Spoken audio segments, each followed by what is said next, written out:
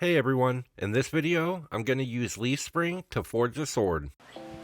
This piece of leaf spring is 3 inches wide by about 24 inches long. There's a hole on one side of the leaf spring, so I'll just cut that out with my angle grinder, and that'll make it a little easier to forge in the tip.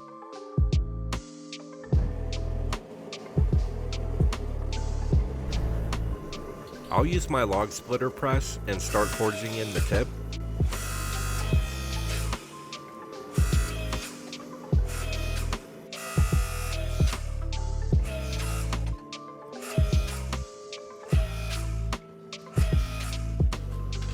And then I'll take it to the anvil in between each heat just to keep things nice and straight. I'll use the horn to help draw it out while I'm keeping things nice and straight.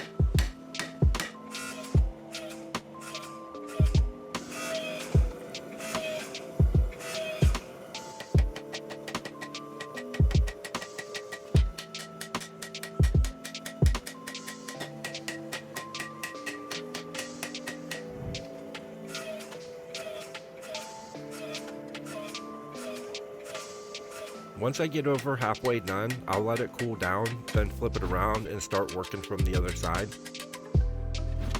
In this section, I'll have it fan out for the ricasso right before it'll meet the guard.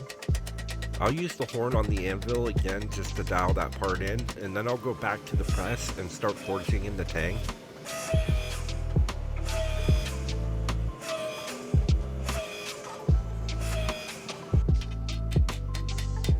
There's a ton of extra material here on the end, so I'm just going to cut that off with the angle grinder. I'll still have plenty of material to forge out the tang.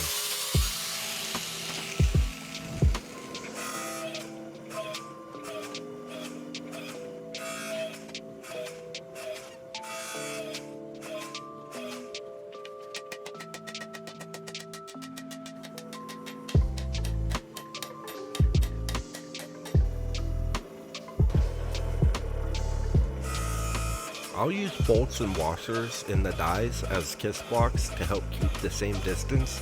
That way I can forge the whole sword to be the same thickness.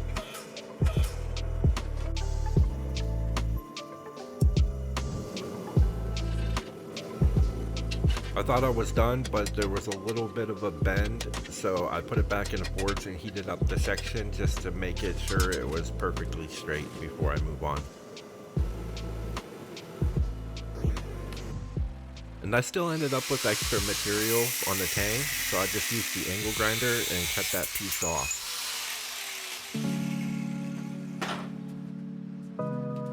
So now I'm going to use a template and secure that down with magnets, and then I'll paint that with the spray paint. And then when I pull that template back off, I'll have a nice outline to grind out with the angle grinder.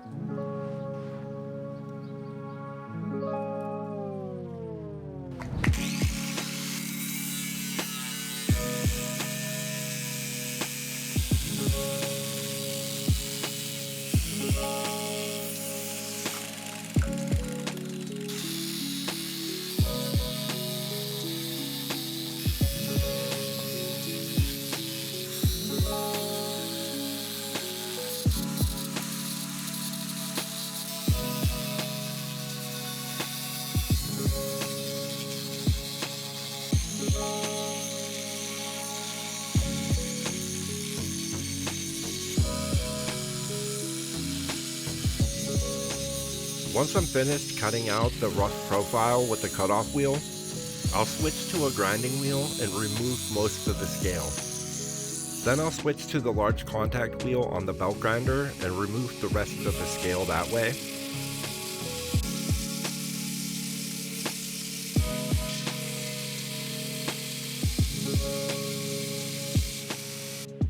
I had to figure out a big enough tool rest to be able to grind the sword, so I used this piece of I-beam and 2 pieces of steel to make a temporary tool rest.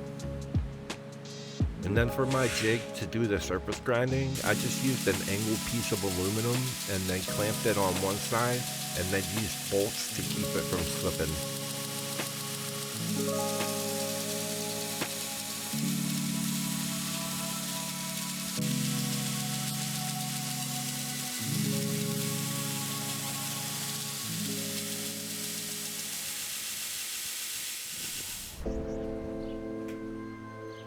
So now that the blade is surface ground, I'll use the tool ink layout fluid so I can mark the blade. That way I can mark where I want the fuller and the bevels.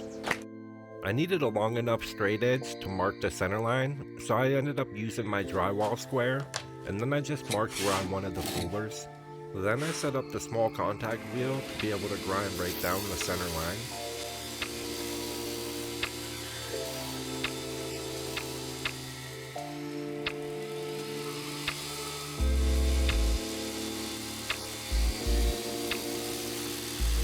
I set up a little clamp on either side of the fuller, that way I stop myself from grinding too far either way.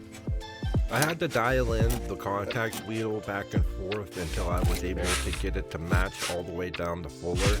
Until I build an adjustable tool rest, I'll just have to do it manually.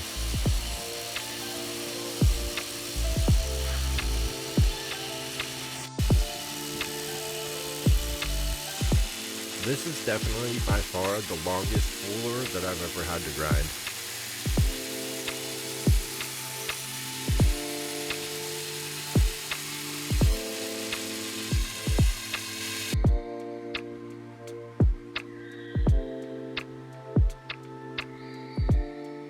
So now it's time to do the bevels. So for the bevels, I used the same piece of angle aluminum, but this time I put these bolts in here and then used washers and bolts for handles, and I used the same magnets to hold the blade in place, and then I just used the C-clamp on the other side to hold it in place.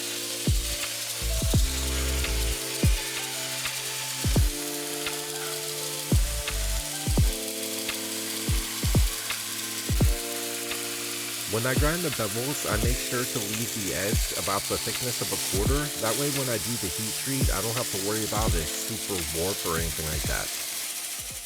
Alright, so now I'm finally done with the bevels and the fuller. I'm ready to do the heat treat. So I'm going to practice a couple times just to make sure that I'm comfortable coming up here and doing the quench. And this little stool, I keep losing my balance and dropping the blade because of it, so I decided to build a little staircase out of stone. That way it's really sturdy and I can just focus on holding the blade. In order to quench this long blade, I had to build a new quench tank. So I found a 5-inch round aluminum pipe and then cut that down to 4 feet, and then I filled that up with canola oil. It ended up taking 4 gallons of oil. I would have liked to have used Parks 50, but that would have cost me 200 bucks. And the canola oil was only $10 a gallon.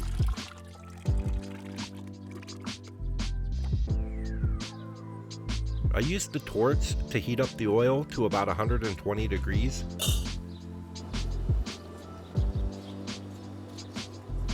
So before I do the quench, I'll heat the blade up to about 1650 degrees and then let that cool down. And then I'll do it again at 1550, then at 1450. Then after that, I'll heat the blade up to about 1550 degrees and then go in for the quench.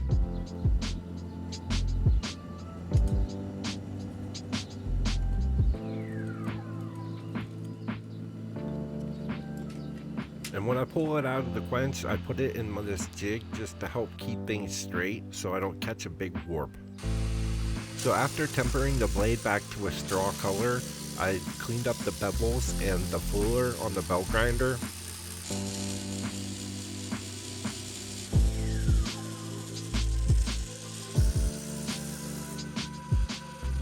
And I went through all the grits on the belt grinder up to 1000 grit.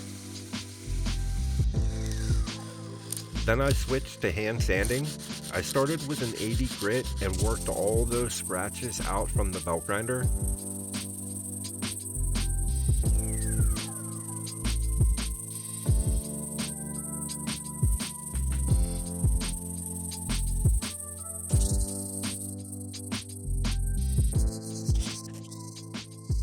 Then I spent the next 3 days working through all the grits up to 3000 grit, then the final polish.